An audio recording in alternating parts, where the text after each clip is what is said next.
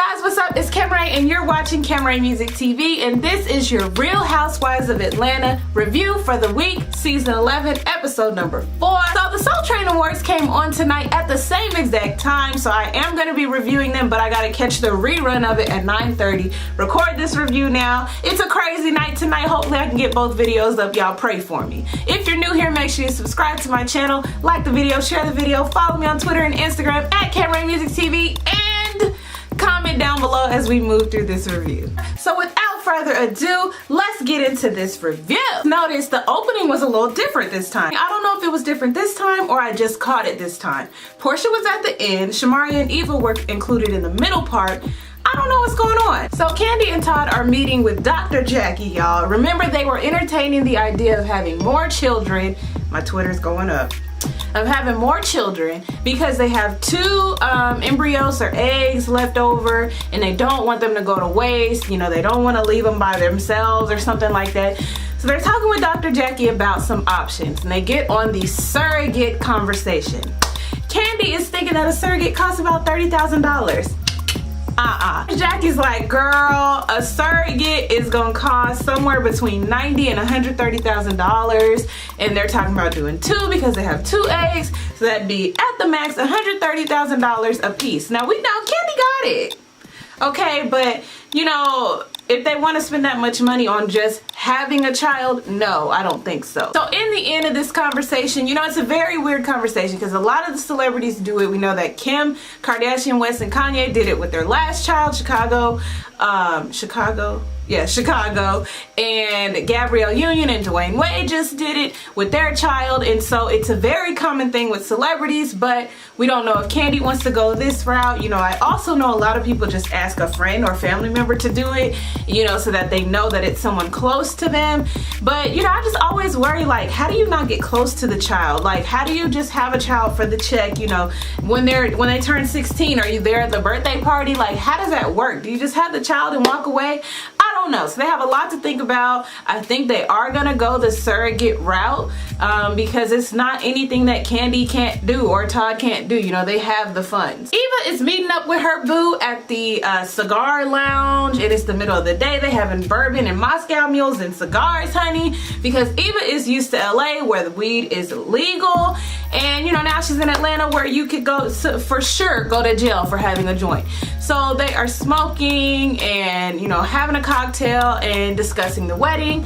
And Michael feels like, you know, I'm so glad that your mom is allowing us to participate in our wedding. And you know, it's a little joke, but it's funny and it's actually serious because mothers do have a tendency to do this, kind of take over the wedding, you know, with their desires, their wants for their baby girl, and you know, they forget about the husband and his side, or the fiance, the groom and his side, and you know, what the bride might want for herself. And you know, some women let their mom just take it all over. Some women fight their mom on every single thing, you know, so that they get what the bride and the groom actually want. Some people get a wedding planner, but wedding planners can run expensive. You guys know I'm dealing with this right now as well because my husband and I are planning our wedding, so I know this subject all too well. So we get on the subject of Eva enlisting the advice of Nene because Nene's been married for so long. It makes me wonder, does Eva have other married friends, other close people in her life? You know, she hasn't known Nene that long from what we can see, but we see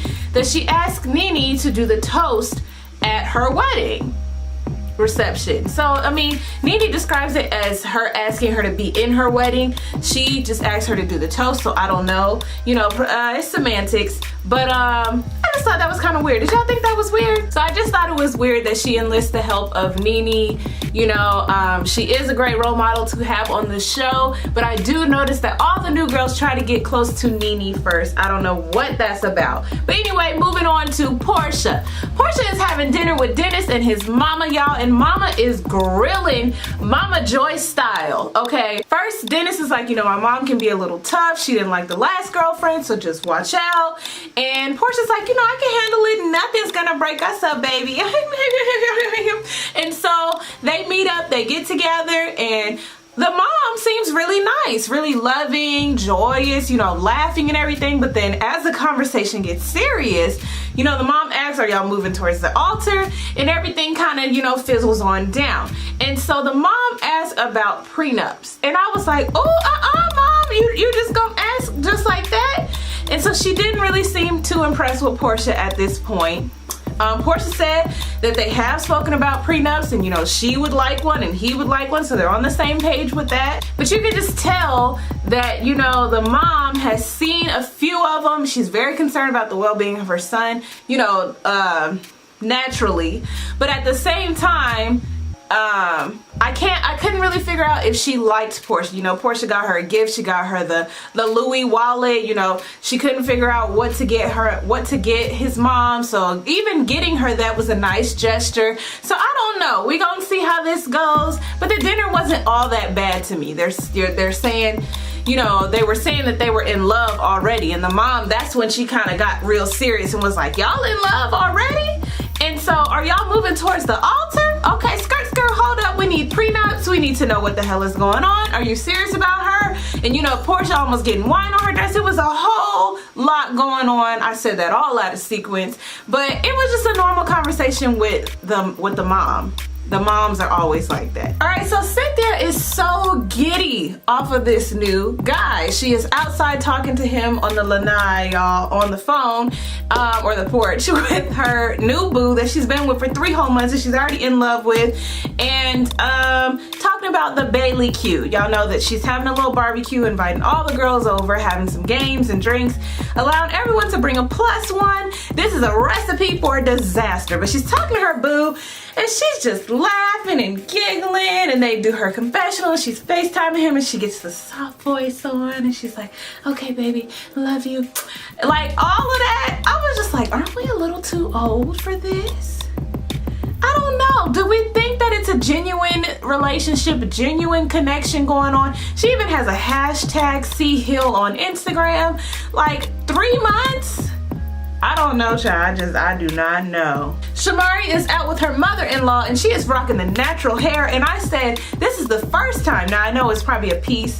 She probably has some extra in there, but it's the first time I've seen a housewife of Atlanta, of my recollection, rock the natural hair on the screen like this. So big up Shamari. They are planning their twins' first birthday party, you know, after everything that she went through with the 2 of them. I think it's Roman and something. I can't remember the twins' names, but she's gonna have a large, extravagant 1-year-old birthday party like all moms seem to do for the first birthday party. She's dropping $900 on 2 cakes for these babies. Okay, and you know, they got it. But anyway, she's there with the mom-in-law. They're discussing the evolution of their relationship, how the mom didn't see it for her in the beginning, thought that she was a gold digger. You know, remember that Shamari is significantly younger than Ronnie, and Ronnie was a superstar, been a superstar since he was like a kid. So of course her mom's gonna be protective. Of course it's gonna take a little bit for the mom to earn, you know, the Shamari's trust, because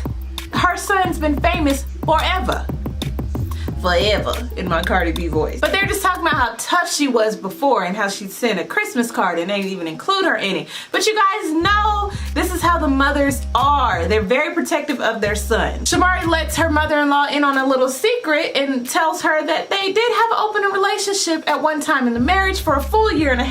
Shamari she was bi-curious and had a relationship with a whole nother female. Now I thought that she did this for Ronnie because, you know, he's the superstar, he's on the road, ain't no telling who or what he's doing, but she did it for her. So that's a weird twist on things. And you know, the mom said, well, the devil is gone, that's over, y'all have moved past it, it don't belong. And then, you know, these type of relationships, I don't welcome them. Me and my husband will not be doing any type of open nothing, because when you took the vows, it was me and you and that's it. But you know, I mean, different strokes for different folks. I don't get it, I don't understand it, and I won't be doing it, but Shamari did. All right, so it's time for the Bailey Q. It's time for the Bailey Q.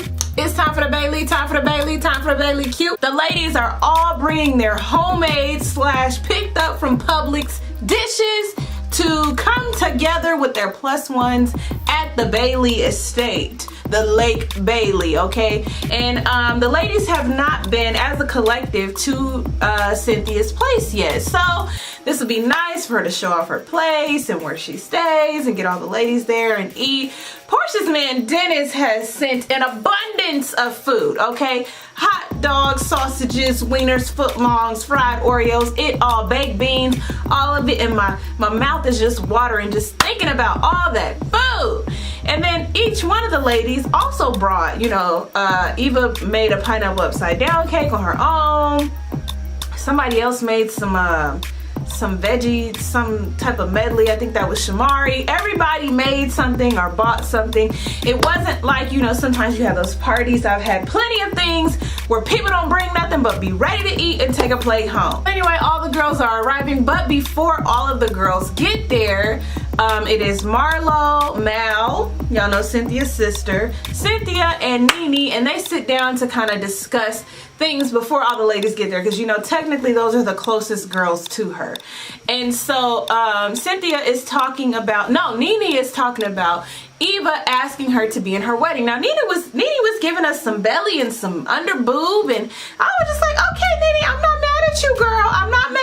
She's been in a couple of these episodes, she's been having the stomach out. I'm just like, I'm trying to get on that level. I mean, sometimes I can have it out, but other times I'm just like, oh, I got to, you know, as you get older, but you know, I can't do the fat transfer. I don't know if she did that, but I'm trying to get on her level. Anyways, she's talking about how Eva asked her to be in her wedding. This is what I was talking about, semantics. She didn't really ask her to be in the wedding. She asked for a toast, which really I think is weird. That, I mean, what is she gonna say? You know, she doesn't really know y'all too well like that. But anyway, of course, Cynthia and Marlo are like, oh, we didn't know y'all was that close. And so then this segues into Cynthia discussing Eva and the shade. Eva and the Will shade, you know, her hearing about this rumor that she paid for Will to be with her, and you know, so we're gonna get into it. We're gonna get into all the shade as the night commences. All right, so I think the next to arrive is maybe Candy. Candy brings Carmen, and so we got Candy. Candy brings Carmen. Eva shows up. I don't know who she brought. I don't even think she introduced her. Marlo and Nene are obviously each other's plus ones.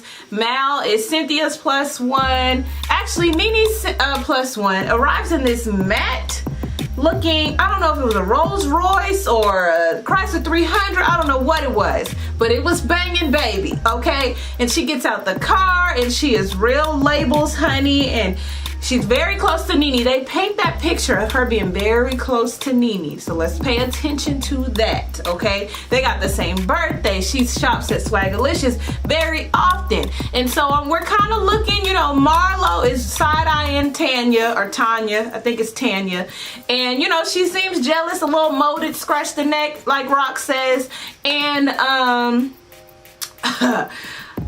couldn't quite figure it out. So Tanya wasn't very shady. She seemed like a very nice woman. And you know, Marlo was trying to figure her out, you know, trying to say that she wasn't about the labels as much as everybody says she is. But we all know that's BS. But we see that this may be the beginning of a great triple, like a great trio. Or, you know, Marlo gonna feel like she gotta compete for Nene's attention, and you know, y'all know how that storyline goes because it's been that way with Kenya. Okay, so Tanya is a nice fresh add to the show. I don't know if she's gonna get a peach. I don't even know if she's married. We don't know much about her just yet. Just that she's very close to Nene, has a keen sense of style, and you know, so we gonna see. All right, so everyone's arriving. Everyone's getting their dishes there. Portia arrives. She's the life of the party. Actually, before Portia arrives, she is rolling with Shamia and Lauren. And she's kind of briefing Shamia, you know, letting her know, you know, the last time I was with Eva, she was kind of shading you a little bit. Shamia, who is pregnant, is confused because I had totally forgot that they hashed everything out. Remember at the beach when they threw the stuff over them and they did the apologies. So I don't know what the shade is still about, but you guys know that the episodes air and then they go on these press runs and then they're on Twitter tweeting. So they film the episode and then, you know, nobody knows about anything, and then the episode airs and then everyone has new responses because they've seen the shady confessionals. And so, you know, it's just a huge loop of mess. Shamia's pregnant. We get this little cute scene of them on the way there. She pulls out this pickle, and I just love Portia. I love me some Portia. You know, she bites Shamia's pickle and they're making fun of her. She's super emotional because she's pregnant, but it's just a fun bunch. You can tell Lauren, Shamia, anytime Portia's involved is gonna be fun. So they pull up to the scene. What is Sue missing? You know, they notice all the fancy cars and all the money that's in the room. Everybody smelling like shea butter and flat irons, child. And you know, it's time to get the party underway. Now, I wasn't really understanding the barbecue of it all because nobody barbecued, but I did feel the red, white, and blue. I don't know if this was around 4th of July, Memorial Day, Labor Day time frame. I don't know, but everybody had on a red and white. Candy was doing like a red and white top, and Shamari was with the tube top, always naked. I don't understand it. You know, she looks good. Y'all know y'all know that I emphasized that in the last video. She definitely looks good, but I just don't understand the point of being naked all the time. Anyway, so Cynthia has a game where she has written multiple questions and put them inside of a glass vase for all of the ladies to ask their questions and go around in the group. And she's gonna pass the peach around. And so all these women in this room, all this food, Portia walks up, she's twerking, you know, life of the party, like I said. Some of the questions that we got into it were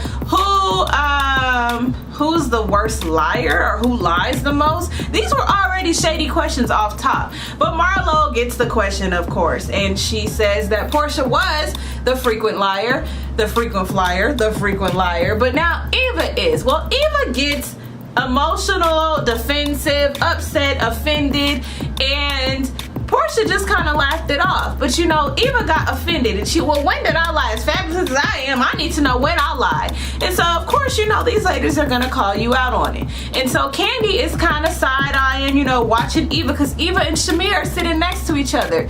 And Eva is making Shamia a whole plate of bean dip with chips and, you know, catering to her as if her mess wasn't gonna be called out. Candy calls her out on it. Well, how you gonna sit here and say that you don't lie, but you was just talking, throwing shade about Shamia the last time we was all together, but here you are making her a whole plate of bean dip. I said, now Candy, y'all know Candy is the queen of mess. She knows how to throw it and hide her hands. She is good at it. But anyway, Eva is defensive and she's like, well, you know, you going on press junkets and you going out and you talking about me and stuff. And Shamia's like, they was asking me questions. And she's like, and where was it published? And I'm like, Eva, you need to take it down. You need to take it down a notch, girl. Because she was just looking hella like just out here just... I just said, ooh wee, this is not good, because everybody was coming at her, because then this was Cynthia's chance to bring up the Will stuff. And you know, I heard that you said that you thought that I paid Will, and you see me, you see how I look. I don't have to pay nobody to be with me. You see me with my low-rise jeans on and my 51-cent bodysuit. Do I look like I need to pay somebody to be with me? I said, all right, Cynthia, you feeling real backed up and pumped up because you got all these women in the room and you know that they on your side. But you could have pulled her aside a long time ago, because this is last season. You could have been pulled her aside. So I feel like she was amped up because of all the women in the room. Let me catch my breath. So anyway, so I don't know about Eva. You know, I really like her, but then sometimes I'm just like, she being, like I said, the shade, it has to be clever and it has to be likable. And I feel like a lot of her shade be so mean-spirited sometimes. So then we get on, you know, who has the best style, and they go through that because Eva's the model. She knows about the best style. But you know, Eva's giving me very hippie mom look right now. She doesn't, I never see her super stylish unless somebody puts her in it. You know what I'm saying? So I don't know if Eva has the most style. She is the model, but she's not a stylist. So then we move on to a more serious question of and then we ask who's the freakiest. So everybody automatically goes to Candy because Candy has a sex toy line, but Candy outs Portia as being the freakiest. And this is yet again, if you're not cool with her, why do you use every chance to call her out? Why do you use every chance to shade her and say her business? And I mean, maybe it's because you actually want to be cool. And maybe it's because people around you won't let y'all be cool, but I mean, just let it go. Y'all know Candy she holds grudges so well, almost as well as she holds on to money.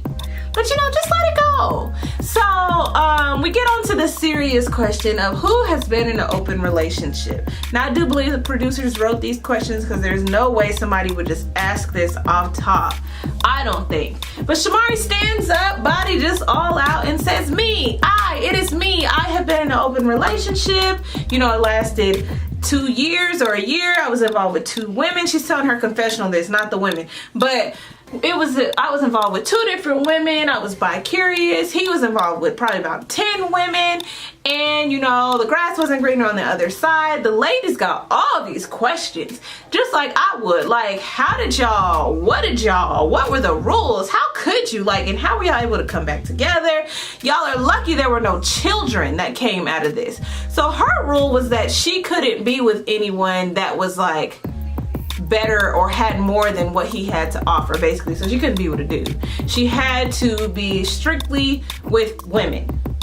And so, you know, Nene has a problem with this because y'all remember Nene is very girl power, feminist. Y'all remember how she got about Portia when she was saying that she couldn't go to the strip club because her husband felt this way, and she kept saying, what do you think? How do you feel? So Shamari, girl, I think that was a mistake letting all them women know that you was in that open relationship, because it's just kind of like bait. You don't give women, you know, I would have let them know that I was in an open relationship, but I would not have disclosed so many details. The reason I would have let them know is because you never know what might come back and bite you. People try to use your own mess against you, and it's better to get in front of it, get in front of the story, control the narrative, and let people know what's going on. But at the same damn time, I would not have been disclosing all that information like that, because they was sopping it up like a biscuit with gravy, okay? So we're gonna see how this pans out. We see that in the next episode, the little preview for the next episode, Ronnie did not appreciate her disclosing all that. I don't know if it was with his mother or with the ladies, but either way, she disclosed a whole lot. Also saw Shamari at the Soul Train Awards red carpet show tonight on her man's arm, because tonight was his birthday or something, and she was just all smiles. So anyway, you know, the conversation's going, the drinks are moving, the food is out, and you know, they kind of closed the episode on that question and on that information. But let's talk about the new additions. Tanya, do we think that she's gonna get a peach? Do we think that they're just kind of introducing her into the fold to kind of give her a test run? Did we notice that Shamari didn't get that trial run? They just said she's a new housewife, that's it. Do we think that she's higher up in the rankings because of that, because of whose wife she is? Probably so. You guys leave down in the comments what you thought about this week's episode. I'm Camray, and this is Camray Music TV. I do these reviews every week. Make sure you follow me on Twitter and Instagram at Camray Music TV. Subscribe to my channel, like the video, share the video, and I'll see you guys next time.